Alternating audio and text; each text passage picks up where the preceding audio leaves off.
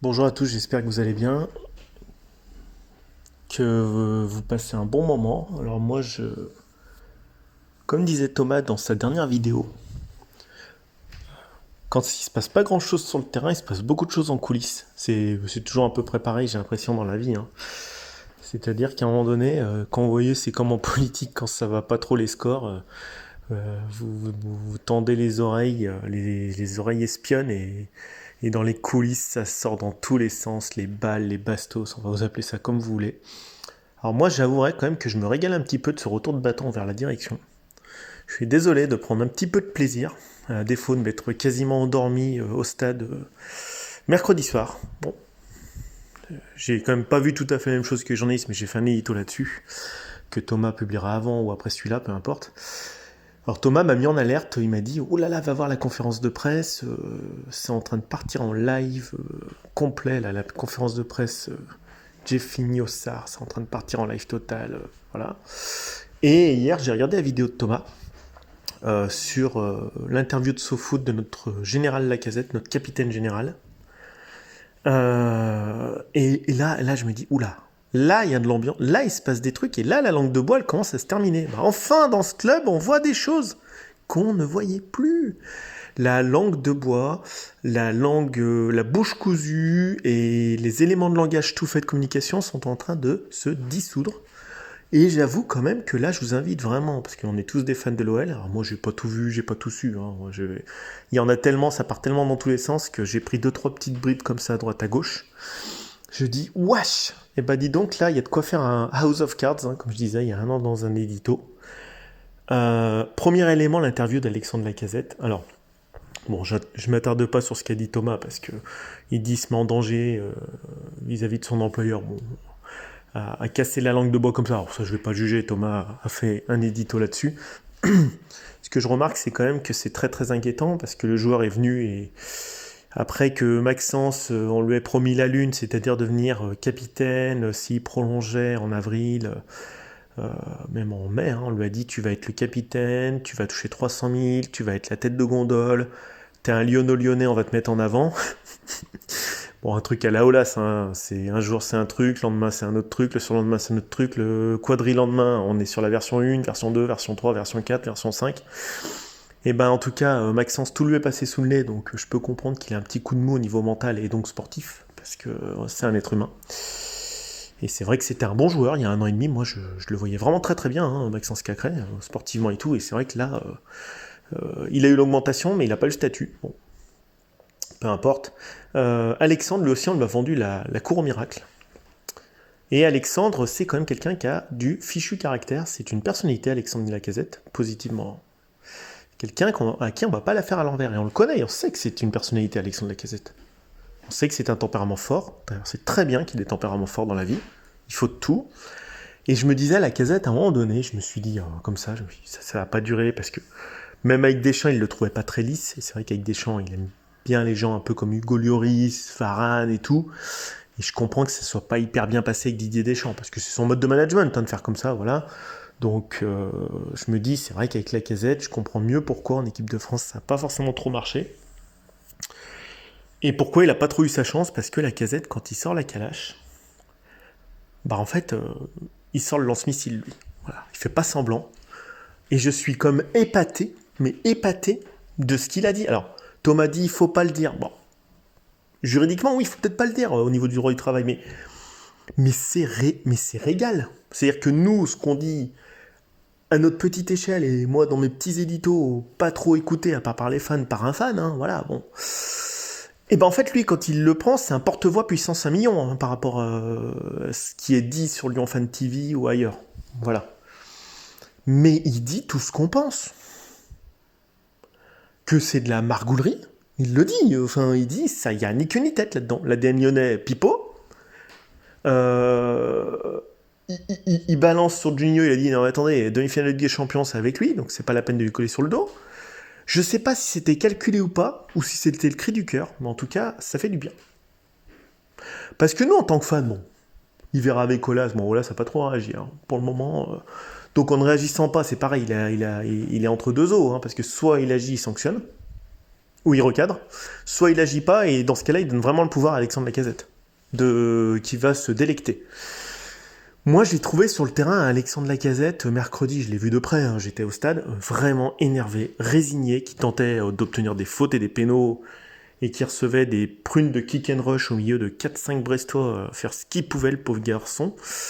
Et j'ai l'impression qu'on lui a vendu un projet, voilà, qui était la cour au miracle, comme je vous disais. Et que le gars, il se dit, mais qu'est-ce que je suis venu faire là, alors que j'avais des offres du golf, parce qu'il savait que l'équipe de France s'était cuit. Il avait des offres d'Espagne, et je pense qu'il aurait pu toucher un salaire équivalent, voire supérieur, à celui proposé par l'Olympique Lyonnais. Donc il se dit, qu'est-ce que je suis venu faire là-dedans? Il va pas faire une année de plus, hein, vu ce qui vient de sortir, on est d'accord.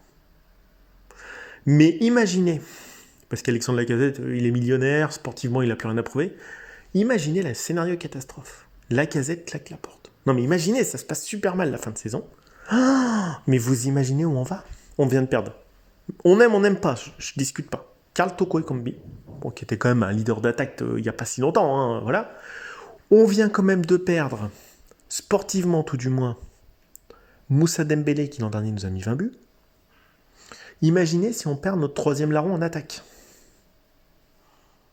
Hein, parce qu'un joueur qui se lâche comme ça, c'est que j'ai du mal à croire qu'il se donne sur le club.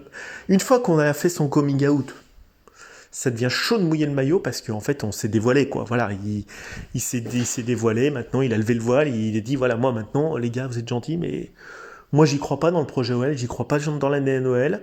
Le club c'est devenu que très très business par rapport à avant. Je pense qu'en effet faut pas mal le prendre, c'est que quand il y était avant c'était moins business à l'académie, et là c'est vraiment devenu on vend des jeunes très vite. Voilà. Parce qu'on a un stade qui coûte très très cher, on a beaucoup de dettes, et il faut à tout prix qu'on vende Oussem Aouar 30 millions, ou 50 millions, qu'on vende Maxence 30, qu'on vende Malo 35, que moi on vende 53, mais Thomas a raison, il y a participé, donc Thomas le critiquait un peu, mais c'est vrai, mais c'est plus que du business. Le plan sportif, il est vraiment quoi dans ce club maintenant? Donc voilà, c'était une interview qu'on voit rarement. Bon, moi je vous invite à la lire parce que ou de voir la vidéo de Thomas qui la synthétise très très bien, très très bien. Je juge pas si c'est bien juridiquement, moralement. Je suis quelque part agréablement surpris qu'il l'ait faite. Là, honnêtement, quand on l'appelle le général, bah voilà, c'est celui qui dit non, qui est debout et qui à un moment dit non. Et là, on reconnaît les hommes. Alors ça va peut-être lui mener des sanctions au prud'homme, des mises à pied, je sais pas, j'en sais rien. Mais en tout cas, il leur a dit non. Et nous, tout ce qu'on dit, ce qu'on se tue à dire et qu'on se dégoûte parce qu'on a le spleen, on a l'âme noire, ben en fait, Alexandre, il a quelque part représenté tout ce qu'on voulait dire à Aulas. Et qu'on ne pourra jamais lui dire, parce que Aulas, moi je sais pas où il habite, hein. J'ai beau être à Lyon, il s'en fout de ma gueule. Et c'est normal, il est puissant, moi je suis rien.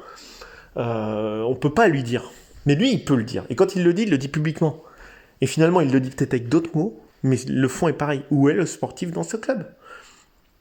Il a l'impression de faire un footing sur un terrain et de se jeter sur des ballons et d'obtenir des pénaux de manière forcée, je le vois encore mercredi, mais il sait même pas si ça fait sens. Aujourd'hui, 84% des Français, c'est un sondage Opinionway, disent qu'ils veulent un travail qui fait sens. Ils sont même prêts à perdre du pognon. Alors Lacazette, honnêtement, il pensait que ça ferait sens pour lui de revenir après 5 ans à Arsenal à Lyon. Et en fait, le décalage entre ce qu'on lui a vendu et la réalité, il est énorme. Il s'y reconnaît plus. Alors peut-être qu'il a idéalisé un club, qu'il a quitté en 2016, et qu'il retrouve un autre club, enfin 2017, pardon, et qu'il retrouve un club totalement différent, 5 ans après. Pareil, Maxence, on lui a vendu, tu vas être notre capitaine, notre leader, vous vous en souvenez de ça, il y a 6 mois, 7 mois. Et Maxence, il se retrouve, il est limite remplaçant. Donc faut pas s'étonner que les gars, ils aient la tête à l'envers. Ryan Cherki, pareil. On sait très bien que c'est un pur talent en numéro 9,5. Bon, moi, j'ai mon opinion, je l'ai dit dans un édito, qui sera peut-être avant ou après, encore une fois. Ryan est le casseur de ligne. Ryan, c'est un gars, comme dit Ismail, avec un bon attaquant et un bon milieu de terrain, il tient des ballons plus haut, il fait des meilleures passes D. Voilà, donc lui, pareil, il a dit en début de saison à la pompe et à Thomas au centre d'entraînement, j'ai pas de nouvelles du coach, il l'a dit, hein, c'est dans une vidéo de Thomas, hein, voilà. J'ai pas de nouvelles, je discute pas avec Peter Bosz. Donc en fait, c'est une machine à broyer les espoirs, et le sens du travail, parce que ça reste un travail, hein, le football. Hein. Enfin, voilà. Ça fait pas sens. Donc les gars, voilà. Ça, c'était l'interview de Lacazette. Bon, je vous laisse juger, moi en tout cas, agréablement surpris, parce que au moins, ça crée peut-être un bordel, mais ça crée une dynamique de quelque chose. Parce que là, pour le moment, on s'enlisait dans les sables mouvants. Deuxième point, bon, Textor et Olas, ça va pas durer longtemps l'affaire. Là, il y a Olas qui critique Textor en disant si on a raté le numéro 6, c'est à cause de Johnny, parce qu'il s'est concentré sur Joao Gomez au Brésil. Donc il va vite y avoir un problème de management dans le club. Mais bon, c'est vrai que 35 ans de présidence, ça se laisse pas comme ça. Ça va être compliqué de cohabiter entre les deux. Bon, ça on s'en doutait un peu, ça durera pas 3 ans. C'est mon opinion. Et enfin, troisième point, j'ai vu de manière lunaire l'intervention de Vincent Ponceau, mais avec lui c'est très lunaire, hein, honnêtement. Très expert comptable juridique, hein, une interview, sa conférence de presse d'aujourd'hui sur le mercato. Ça dure 3 minutes. Vous la trouverez sur Foot Mercato, je ne fais pas de pub, mais c'est là où je l'ai trouvé. Vincent Ponceau explique le mercato, et alors déjà il emploie des termes. On a eu une commande de Laurent Blanc. Non mais, le mec en gros on signe un bon de commande quoi. Non mais, on signe des bons de commande en business, je veux bien, mais on a eu une commande pour un défenseur central en priorité de la part de Laurent. Bon, donc en gros, Laurent, il est en train de dire publiquement que ça vient de Laurent Blanc. Que Laurent Blanc, en gros, bah, il en a rien à cave de Da Silva, Diomande, Loukeba et Boateng. Non. On essaie quand même de mettre un peu les formes, mais là, au moins, maintenant on le sait. Hein, Laurent, il est pas content de sa défense. Et il dit, et on a eu un bon de commande de Laurent mi-janvier pour un 6. Alors, moi, je me mets à la place de Le Penant qui vient d'arriver. Bon, il est un peu tendre pour moi, voilà. À qui on a promis mondes et merveilles, surtout au mois d'août où ça marchait très très fort, août-septembre. Et alors, le pauvre Cacré, alors lui, il devait être capitaine à 300 000 euros. Alors lui, maintenant, il apprend qu'il est plus capitaine après l'arrivée du retour de Lacazette. Et le mec, en gros, on apprend que Laurent Blanc a passé une commande de numéro 6 auprès de la direction. Alors là, franchement, moi, j'attends le mois de juin, je me mets les doigts de pied en éventail, les claquettes hawaïanas, et j'attends qu'un club anglais vienne me chercher à la place de Maxence. Hein. Ah non, mais clairement, là, j'attends. Parce que là, clairement, la trahison, elle est terrible. Voilà pourquoi ça marche plus dans le club. J'essaye de comprendre, je suis pas dans le club, mais je me mets à la place des joueurs. Si c'est vraiment ça le délire, je comprends pourquoi ça pète. Alors, c'est peut-être pour ça que ça pète pour Oussem Aouar, parce qu'il n'y a aucune raison sportivement que ça pète. Il est pétri de talent. Je disais à mon voisin mercredi, il me dit « Ah, Aouar, c'est un beau gâchis. » Je dis « Ouais, non, mais attends. Il se passe tellement de choses dans le club qu'on perd nos talents. » Aouar, c'est un gars qui pétait des lignes, qui avait une technique, c'était un lécher de balle et une vision excellente. Il est passé de niveau demi-finale de Ligue des Champions à « Je suis plus titulaire en Ligue 1. » En 3 ans. Il est démotivé, il est déprimé, et évidemment. Et honnêtement, à sa place, je ferais pas forcément mieux. Et je pense, je suis pas sûr qu'il est déprimé, c'est évident. Maxence Cacré, pareil. Il suffit de se dire, voilà, au mois de mai, il est capitaine. On fait le projet autour de lui, en tête de gondole, il disait, voilà. Ensuite, il est plus capitaine. Petit à petit, il devient remplaçant. Et maintenant, Laurent Blanc cherche un 6. Il a passé une commande d'un 6. Voilà comment ça marche, l'Olympique Lyonnais. Vous voyez ? C'est ce que je vous disais l'autre jour. Paqueta, c'est de sa faute s'il part. En fait, il n'a pas eu de grand club. Donc, il voulait vraiment aller à West Ham. Hein. Ouais, surtout contre 62, mais ça, on le dit pas, Vincent Ponceau. Pareil, Malo, il est dans le projet au mois de septembre. Vincent Ponceau. Et après, Malo, il s'inscrit sur du long terme. Comme Maxence et comme Castello. Alors, on apprend par Romain Molina qu'a priori Castello, Loukeba, il a dévisé, il essaye de mettre ses agents au PSG. Voilà. On apprend finalement que Malo, qui 3 mois avant se sentait super bien sur le long terme avec l'OL, il signe à Chelsea. Non mais attendez, il y en a un qui m'a dit « Ouais, mais t'es naïf. » Non, mais c'est normal. Donc en fait, c'est pas ce que je disais. Je disais, en fait, ce que disent M. Ponceau et Olas, c'est un tissu de contre-vérité du jour au lendemain, permanence. Cerise sur le gâteau et je vous laisse. Allez lire ce qu'a dit Jean-Michel sur Juninho.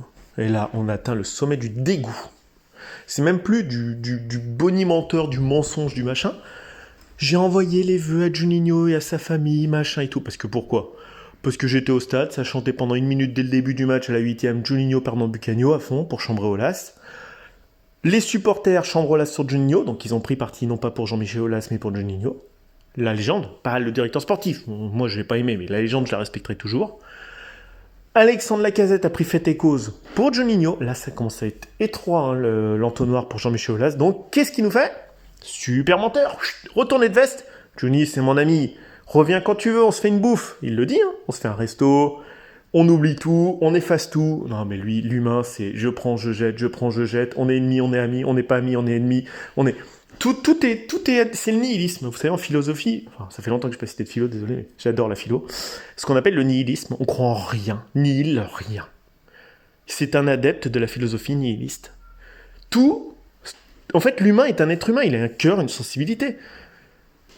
Je me mets à la place de Juninho, je me dis, mais c'est pas... Comment j'ai pu revenir en 2019 me faire trahir comme ça? Et comme Lacazette, je pense qu'il est revenu avec son image de 2009 dans sa tête, 10 ans après. Et il avait idéalisé, romantisé l'OL. Et en fait, il y a un décalage. Et pareil, Lacazette, il revient 5 ans après, mais le club, il est plus du tout le même. Donc, ils se font avoir. Et sauf que des gens comme Juninho et Lacazette, ils ont un truc. Lacazette n'a pas fait partie de l'épopée qu'a gagné, on va dire. Après, il est quand même en demi-finale d'Europa League, faut pas l'oublier. Et en grande partie grâce à lui. On était toujours vers la 3e, 2e place avec lui. Il a fait 27 buts, meilleur buteur et meilleur joueur du championnat de France. C'est pas n'importe qui, Alexandre Lacazette. 16 sélections d'équipe de France, 2 buts contre l'Allemagne, 5 ans à Arsenal. C'est pas n'importe qui, c'est une personnalité, comme Juninho. Ce sont quelque part des champions, c'est vrai, même s'il n'a pas le palmarès de Juni, c'est un vainqueur. Et quand vous les trahissez, mais ces gars, ils vous mettent le feu. Et c'est logique. Et Jean-Michel, il croit qu'on peut tout effacer en permanence. Que l'humain, en fait, on peut lui mettre une gifle et le lendemain, il va faire comme Jésus, il va tendre l'autre gifle. L'autre joue. Alors, ils le font une fois, puis en fait, avec Jean-Michel, vous prenez des coups droits et des revers dans la tête en permanence. Parce que lui, c'est l'épicier, c'est en permanence. Tout ce qu'il dit peut être renversé le lendemain, les amis, pas les amis. Au final, qu'est-ce qui se passe? On a un expert comptable à la tête du club, avec des bons de commande. Wow. Monsieur Ponceau, et on a quelqu'un qui est un nihiliste philosophique. C'est pas grossier de le dire, le nihilisme. Le nihilisme, c'est un concept où on ne croit en rien. Il n'y a pas de valeur. Tout est égal par ailleurs. J'espère que Juninho ne lui a pas répondu pour les vœux, ça peut se comprendre. Et quand même, tailler Juninho alors qu'ils se sont fait 110 millions d'euros grâce à Paqueta et Guimarães, ouais, je peux comprendre que Juninho, même s'il n'était pas fait pour être directeur sportif, alors bien entendu, il n'a pas fait d'erreur. On a fait une erreur. On s'est tous les deux trompés avec Juninho sur le fait qu'il soit directeur sportif, c'est quand même lui qui l'a embauché. Moi, j'avais dit que personnellement, connaissant un peu le monde du recrutement, c'est pas parce qu'on a un nom qu'on peut être directeur sportif ou occuper une place X ou Y ou Z, parce que le joueur qu'il avait été ne correspond pas forcément au Juninho directeur sportif. Et c'est pas méchant de le dire, peut-être que c'est un très bon recruteur. En l'occurrence, il a quand même trouvé sur 4 joueurs, donc Emilio Henrique, non, mais en tout cas Paqueta, Guimarães, de très très bonnes pioches. C'est vrai. C'est quand même lui qui lui a confié la direction sportive du club. Pour le déjuger 3 mois après environ Silvinho. Il voulait pas de Garcia, c'est Jean-Michel Aulas et Ponceau qui ont pris la main 3 mois après. Il s'est retrouvé dans un rôle non plus de directeur sportif, mais il savait plus quoi faire parce qu'en fait le recrutement, ça allait pas avec Chirou. Chirou, il est passé aux sections féminines. Sous Juninho, quand Juninho est parti, il est repassé à la section masculine en recrutement. Maintenant, il est plus directeur du recrutement, il est directeur sportif. Enfin oui, en gros, c'est de l'entre-soi, comme dit Thomas, permanent. En fait, il est pas assez pute, Juninho, excusez-moi du terme. Et c'est vrai qu'avec des hypocrites pareils, comme Monsieur Chirou, Monsieur Ponceau et Monsieur Aulas, qui sont quand même les rois du double face, voilà, poker face, tout le temps, en permanence, en fait, vous êtes forcément bouffé quand vous êtes quelqu'un d'entier. S'il Negovou, quand il dit des choses, il pourra jamais arriver au club. C'est comme Grégory Coupet ou comme Juninho, c'est des gens trop entiers. Les gens entiers, ils ont plus leur place à l'OL. Mais c'est dans la passion qu'on fait des grandes choses. Être double face en permanence dans la vie, c'est bien quand on fait de la politique, mais ça se voit, quoi. Et c'est vraiment dommage que l'OL s'ampute de gens comme Sidney Govou, s'ampute de gens comme Juninho et Coupet. Parce que moi, ce que je vois, c'est qu'au match des légendes, il n'y avait pas ces 3 joueurs qui sont des grands joueurs et des gens entiers. Donc vous vous retrouvez quand même avec des gens qui pourraient faire avancer le club. Enfin, je dis pas de leur confier tous les pouvoirs, mais c'était des grands champions. Ils ont fait des grandes choses, mais ils n'ont pas leur place. Ils n'ont pas leur place. Et Juninho, il a une philosophie de la vie qui n'est pas celle de Monsieur Aulas. Mais Monsieur Aulas, il avait un côté entreprise énorme, businessman génial, mais maintenant, c'est plus du sportif. Et Lacazette le dit. J'ai fait un petit peu long, je suis désolé. Voilà, j'ai fait 20 minutes. Je donne mon ressenti, j'essaye de comprendre un peu comment tout ça marche. Bon, bah, de toute façon, effectivement, Olasenko out, hein, comme on le voit sur plein de tweets hein, maintenant. Pourquoi? Bah, maintenant, on l'a compris, quoi. On l'a compris. Monsieur Olas croit qu'il a toujours un sceptre d'immunité, parce qu'il a fait des choses merveilleuses pendant 20 ans, mais maintenant, c'est à Monsieur Textor et ses amis associés de voir ce qu'il veut faire des dirigeants. Mais bon, connaissant les Américains tout petit peu, en affaires, avec eux, ça dure pas longtemps les blagues. Normalement. Si c'est pas nous les dindons de la farce à la fin de Monsieur Textor. Voilà. Je vous dis ça, mais ça fait vraiment du bien que des gens comme Lacazette prennent le pouvoir comme ça. Ils ont bien raison. Ça va faire bouger les lignes, je l'espère. Si ça, de toute façon, je vous dis, si ça fait pas bouger les lignes, Lacazette, je suis quasi sûr, il est prêt à claquer la porte. Il est prêt à claquer la porte. Parce que le départ de Karl Toko Ekambi, en fait, c'est pas les supporters qui l'ont voulu. C'est parce que les dirigeants n'ont pas recadré Karl Toko Ekambi dans son attitude. Quand il fait chute aux supporters et que personne ne le reprend dans la direction, et qu'on lui dit bravo Karl, bah ouais, bah ça peut pas marcher. Les supporters, ils se font léser, et Karl Toko, il avait 0% de chance de poursuivre son aventure. Mais à un moment donné, c'est un être humain, il se fait siffler, il est pas content, il met le doigt sur la bouche, ça se passe mal et tout, mais à un moment donné, il faut aussi que le joueur aille se dire, bon, je suis allé trop loin, qu'il marque un but, que les gens le recélèbrent, ah, j'ai été chaud, j'ai mis le doigt sur la bouche, ah, vous comprenez, voilà. Et les supporters, ils comprennent, c'est des êtres humains, tout le monde, ça manque d'humanité dans ce club. On a l'impression, voilà, on passe des bons de commande, on parle de pognon, on parle de fric, on parle de droit, on parle expert comptable, c'est du chiffre et du droit, ce pognon. Voilà maintenant, c'est ça le club de foot Olympique Lyonnais, et nous, on veut de la passion. Je veux des mecs qui se dépouillent, et comme dirait beaucoup c'est Smaïl et Antoine, de Madagascar, l'autre, hein, pas moi, je préfère qu'on ait des jeunes comme El Harouche, il est jeune, hein, mais je sais pas ce qu'il vaut, mais moi je l'ai joué, ça a l'air sympa, je préfère qu'on ait des Cacré, des El Harouche, des Le Penant, des gamins, et qu'on termine 12e, comme dirait Antoine de Madagascar. Il faut qu'on ait cette innocence des jeunes. Alors vous allez me dire, c'est des professionnels, ils sont pas innocents, ils ont du pognon. Non mais, on s'en fout. Quand Vincent Ponceau parle de régénérer l'effectif, il faut peut-être régénérer la direction aussi. Et bravo Alexandre pour ce que tu as fait. Allez, bonne journée à tous. Au revoir.